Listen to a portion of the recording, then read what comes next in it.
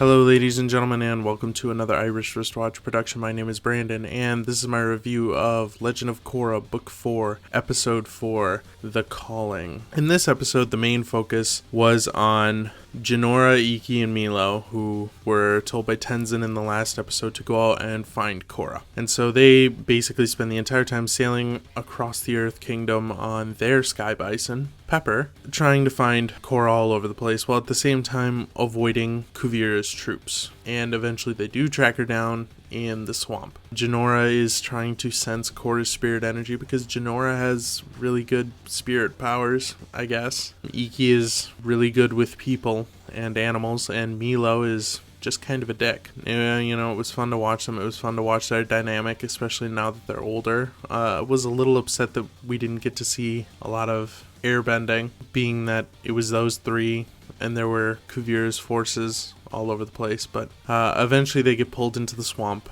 and they do find Korra and Toph, who were standing at the Banyan Grove tree, because throughout the episode we also have Korra and Toph. Basically, Toph is trying to help Korra figure out why she still has this metal in her body, why she still has this trauma, and it's because of these people that she's faced, these people that she has fought, all had their specific goals and reasons for doing what they did. And I think it's kind of interesting because we never really got proper motivation for Amon and Unalaq. I mean, we knew what Amon was doing. He was running the Equalist movements, which is a group that did want equality for all, but Amon's still a confusing case because we still don't really know why he did it. I don't really take anything other than what was put forth within the show. And I find it funny that they say Unalaq released the spirits, or Unalaq brought the spirits back, because I mean, that I suppose that was what Unalaq wanted. He did want the spirits, but not, I don't know, he was still too a mustache twirly evil guy for me to really take seriously in whatever he wanted his goals. He seemed like a guy who was just really mad with power and wanted to be evil for the sake of being evil, and you know, that is what it is, but it made for a villain that wasn't really all that interesting. You know, it didn't really pull me in. So we have Toph explaining what those people wanted and how this poison in Korra's body, how it's sort of her fighting a past battle. Like, she's still fighting with the trauma of what these guys have done to her.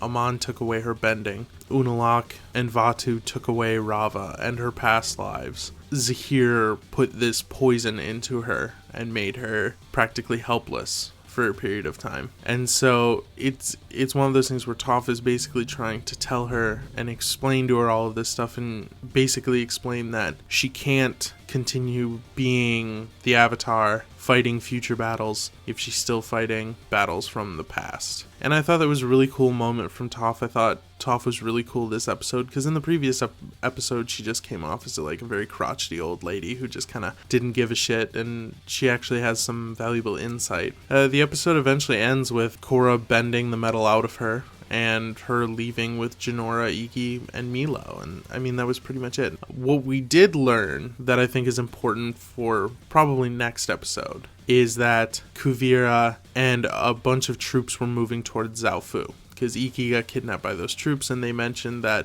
they feel kind of shitty because they got left behind while everybody goes to Zaofu, because it's the last city. So I have a feeling we are going to see a battle at Zaofu probably in the next episode. I imagine we're going to see Korra show up at Zaofu to challenge Kuvira. She'll probably get her ass handed to her, and then she'll have to go back and get her shit together and confront Kuvira again. But overall, it was a good episode. I mean, it was slow. Not a lot of stuff happened, but it was nice. We didn't get any Bolin or Mako or anything like that, because one of Legend of Korra's problems is it has too many characters, and they keep introducing character upon character, and it gets to be overwhelming, and as a result a lot of the characters end up underdeveloped. I mean, there's still a lot of characters, and that's cool, but they're all rather underdeveloped, and it's a bit of a bummer.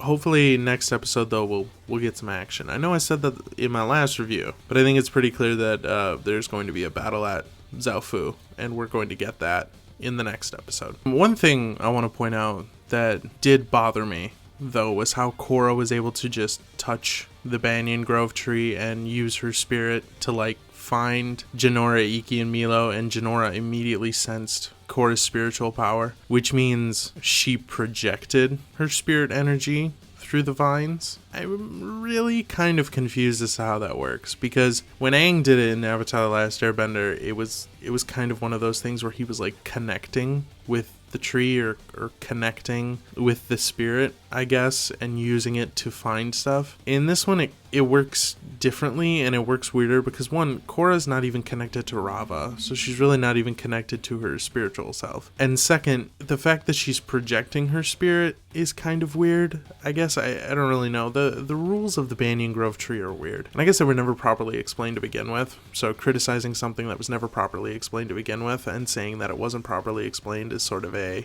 moot point. But I thought it was kind of a weird point, and I think Jinora's spirit powers and why she even has that is just kind of dumb. You know, I still think it's a little bit dumb. I like Jinora. I want to like Jinora, but she's making it hard when she's just a plot device. Thanks for watching. Take care. Bye-bye.